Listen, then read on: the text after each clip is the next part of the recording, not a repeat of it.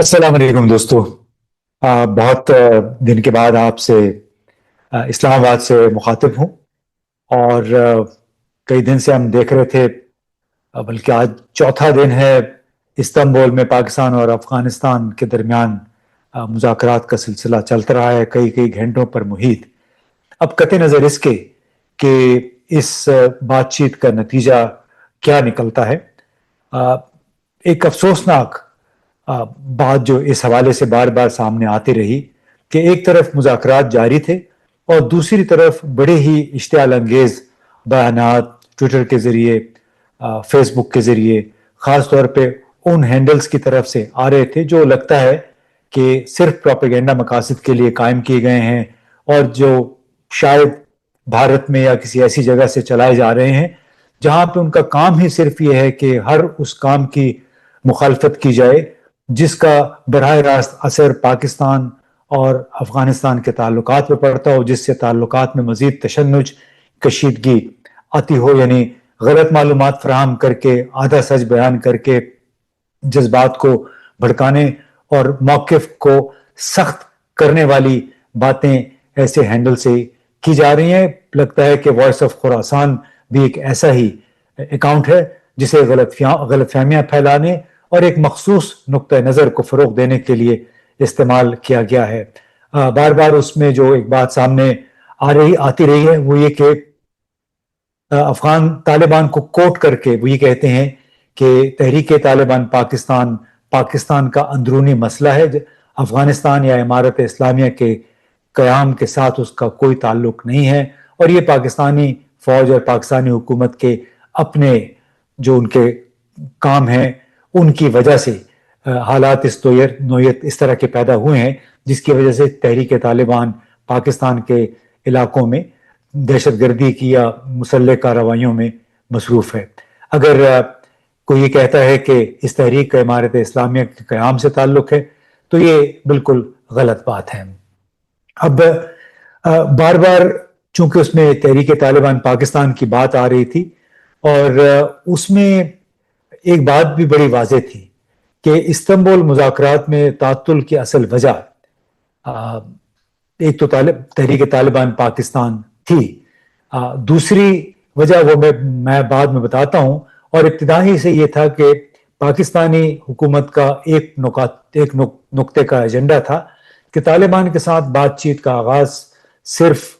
इस मकसद के लिए किया जाएगा, इस मुतालबे के लिए किया जाएगी बातचीत कि काबुल से इस बात की जमानत हासिल की जाए कि वो अफगानिस्तान में मौजूद टीटीपी के रहनुमाओं और जंगजुओं की पाकिस्तान पर सरहद पार हमलों को रोकेंगे। इस्लामाबाद का मौक़िफ़ ये भी था कि टीटीपी को अफगानिस्तान के अंदर महदूद और गैर मुसल्लह किया जाए, उनकी नक़ल हरकत पे कदगन लगाई जाए और अगर अफगान सरजमीन से दोबारा हमले हुए तो जवाबी कार्रवाई की जाएगी। और ये भी बार बार कहा गया कि जब तक टीटीपी के खिलाफ मौसर इक़दाम नहीं किए जाते अफगान ट्रांजिट तिजारत पर आयद पाबंदियां भी बरकरार रहेंगी। अब इसके साथ साथ एक बहुत बड़ा सवाल ये पैदा हुआ कि इस्तांबुल मुज़ाकरात में क्यों इतना तात्तुल आया, क्यों इतना उस पर वक्त सर्फ हुआ। और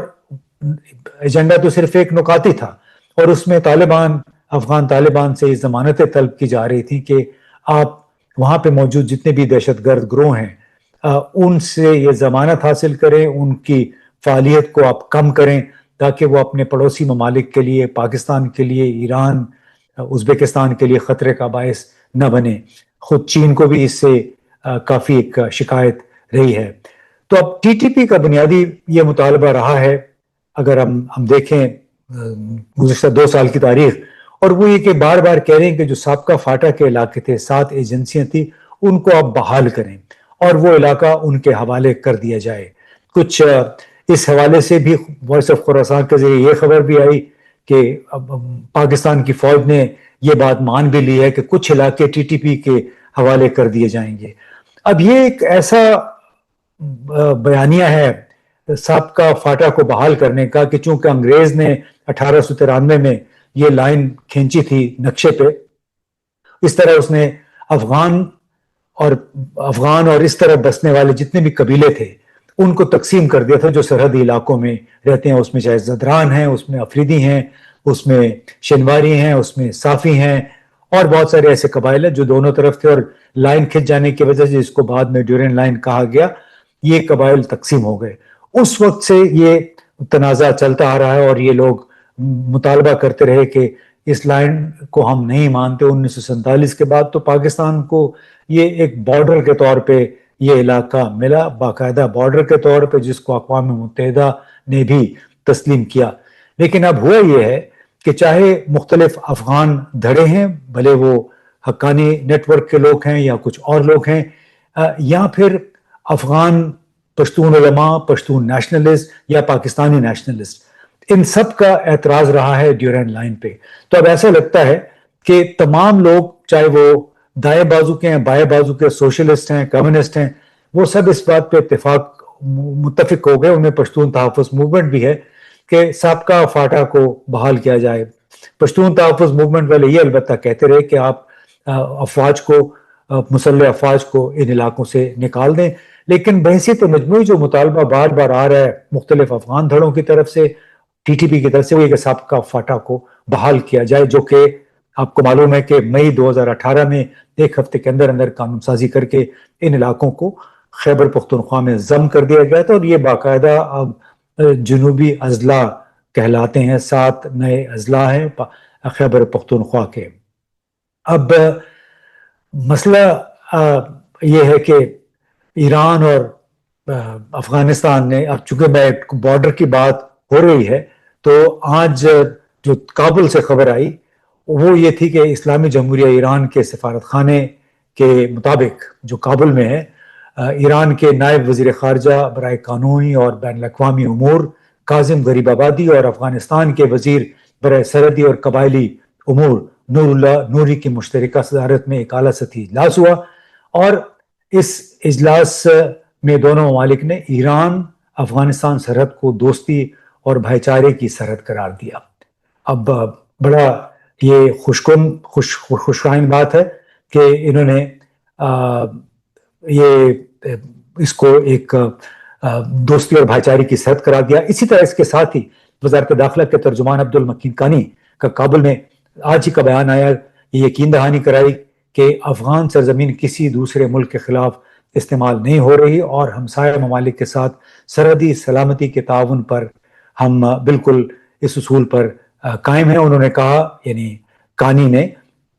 کہ عبدالمتین کانی کے دوسرے ممالک کے خلاف استعمال ہونے سے روکنے کو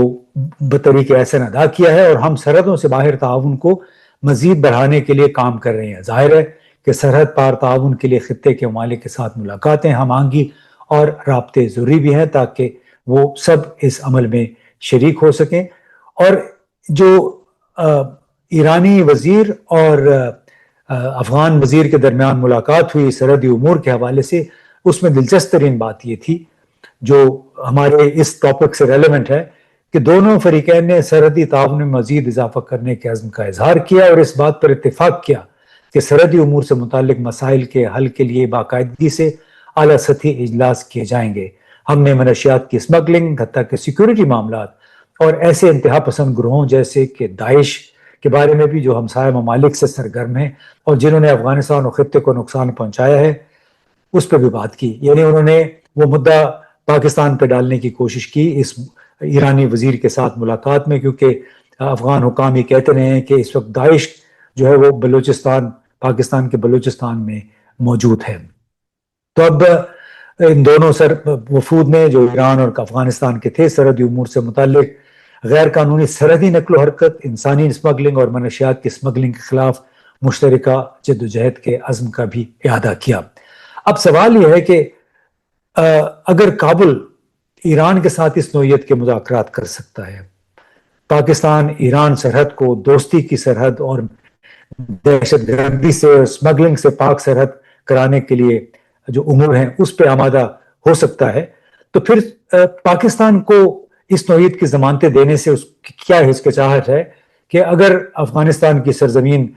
پاکستان کے خلاف استعمال ہوتی ہے تو پھر کارروائی کی جائے. یہی وہ ضمانتیں ہیں جو کہ میرا خیال ہے ترکی ہے, جو کہ ہمارا ثالث ہے اس وقت, تو قطر, ان کی حکومتیں بھی یہی ضمانتیں مانگ رہے ہیں اور کوئی بھی ملک مانگے گا. اور ہمیں یہ بھی ذہن میں ہے کہ جو ماسکو فارمیٹ میں بھی حالیہ ملاقاتیں ہوئی تھی اس میں صرف بھارت اور افغانستان نے جو مشترکہ اعلانیہ تھا اس میں دہشت گردی کے حوالے سے کوئی نکات شامل کرنے سے انکار کیا، لیکن باقی ممالک نے یعنی پاکستان، ایران، روس اور چین نے کہا کہ نہیں، علاقے میں ہمیں دہشت گردی کے لیے مل کر کوششیں کرنی ہوں گی. اور اگر جیسے افغان جو وزارت داخلہ کے ترجمان نے جو بات کہی کہ ہم ریجنل سطح پہ یعنی علاقائی تعاون کرنا چاہتے ہیں دہشت گردی کے خلاف، سمگلنگ کے خلاف، تو اس میں پھر پاکستان کے ساتھ اسی نوعیت کی بات چیت کا اس میں نقصان کیا ہے، ضمانتیں دینے میں کیا امر مانے ہیں. اور سوال یہ بھی ہے کہ جس طرح کی ٹینشن بڑھی ہوئی ہے، جس طرح ضروری نہیں کہ یہ ٹویٹر ہینڈلز یا سوشل میڈیا ہینڈلز افغان حکومت چلا رہی ہو، لیکن جو لوگ بھی چلا رہے ہیں یہ تو افغان حکومت کو بھی سوچنا چاہیے کہ آخر اس رویے کا نقصان کیا ہوگا. ٹھیک ہے، افغان طالبان اور تمام مجاہدین نے مل کے پہلے روسیوں اور پھر امریکہ اور مغرب کی قیادت میں آنے والی طاقتوں کو شکست دی، مگر اس کامیابی کی ایک بڑی بھاری قیمت افغان عوام نے اور اس ملک نے ادا کی ہے. جذباتی پروپیگنڈا دونوں ممالک کے تعلقات پر منفی اثر ڈال رہا ہے، مسلسل زہر آلود کر رہا ہے فضا کو، اور اس کے اصل متاثرین وہ غریب عوام ہیں جو سرحد کے دونوں طرف رہتے ہیں، کسان ہیں، تاجر ہیں، غریب کاشتکار ہیں، دہاڑی دار مزدور ہیں، جن کی تیار فصلیں کنٹینروں میں گل سڑ گئی ہیں سرحد کے اس طرف یا سرحد کے اس طرف. وہ لوگ جو کہ ان کنٹینرز کی آمد و رفت کے ذریعے سرحد پہ اپنا روزہ دہاڑیاں لگاتے ہیں، ان کا کاروبار برباد ہو کے رہ گیا، کئی اب 2 ہفتے ہونے کو چلے ہیں. تو ہماری گزارش ہے افغان بھائیوں سے، اپیل ہے کہ وہ صرف پاکستان ہی نہیں بلکہ تمام ہمسایہ ممالک کی بھی بات سنیں. اگر ایران کے ساتھ ازبکستان، ترکمانستان کے ساتھ ان کے سرحدی معاملات جو کہ یا روس نے طے کیے تھے یا برطانیہ نے طے کیے تھے اس پہ ان کو اعتراض نہیں ہے، تو یہ پاکستان کے ساتھ جو ڈیورنڈ لائن کی جو رٹ انہوں نے لگائی ہوئے، آخر یہ کیوں مسئلہ یہ ختم کیوں نہیں کر دیتے. اور ہماری اسی لیے اپیل یہ ہے کہ پاکستان کے ساتھ ساتھ باقی جو ہمسایہ ممالک افغانستان کے اندر جو مختلف دہشت گرد گروہ ہیں، جو کہ خود رنگین داتفر سپنتا نے بھی ہمیں کہا تھا کہ اس وقت افغانستان میں جو سابقہ ایک وزیر داخلہ، وزیر خارجہ بھی تھے، وزیر داخلہ بھی رہے، نیشنل سیکورٹی ایڈوائزر بھی رہے، انہوں نے کہا تھا کہ کوئی 21-22 تنظیمیں افغانستان میں دہشت گرد تنظیمیں کام کرتی ہیں. اب وہ اگر ریجنل تعاون کی بات کرتے ہیں تو پھر انہیں ایران، چین، روس، ازبکستان، تاجکستان کی، اگر پاکستان کی بات نہیں سنتے ان ممالک کی بات تو پھر سننی پڑے گی. اور اس بات پہ سب کا اتفاق ہے کہ پاکستان غیر ضروری طور پہ افغانستان میں ایسے ٹھکانوں پہ کیوں حملہ کرے گا جہاں سے ان کا خیال ہے کہ ٹی ٹی پی ان پاکستان کو نشانہ بنا رہی ہے. اور پاکستان کیوں غیر ضروری طور پہ بارڈر بند کرے گا جس کا نقصان صرف افغانوں کو نہیں بلکہ پاکستان کے تاجروں، کاشتکاروں اور مزدوروں کو بھی ہے. لہٰذا ہماری اپیل ہے کہ اس تمام مسئلے کو جذبات کی بجائے، پروپیگنڈے کی بجائے آپ بڑی دانشمندی کے ساتھ اور ٹھنڈے دماغ کے ساتھ حل کرنے کی کوشش کریں. اگر اس علاقے کے ممالک دہشت گردی کے خلاف کوئی ضمانتیں مانگ رہے ہیں تو وہ ضمانتیں دینے میں کیا امر مانے ہیں، کیونکہ اگر آپ واقعی اس میں مخلص ہیں دہشت گردی کے خلاف جنگ میں تو پھر اس میں مسئلہ کیا ہے. مجھے یہ سمجھ نہیں آ رہی کہ کیوں ایک مسئلے یا ٹی ٹی پی یا ایسی دوسرے گروہوں کی وجہ سے یا ان کے دفاع میں ایسا موقف اختیار کیا گیا ہے جس کی وجہ سے تعلقات، اگر مذاکرات ہو بھی جاتے ہیں تو اس کی ایسے نفرتیں بہت پھیل گئی ہیں، زہر بہت پھیل گیا ہے، معلوم نہیں ہے کیسے درست ہوگا. شاید ایک دانشمندانہ انداز میں اگر بات چیت کی جائے اور جذبات کو نکال دیا جائے تمام ڈسکور سے، پھر شاید مسائل کچھ حل ہو سکے. بہت بہت شکریہ.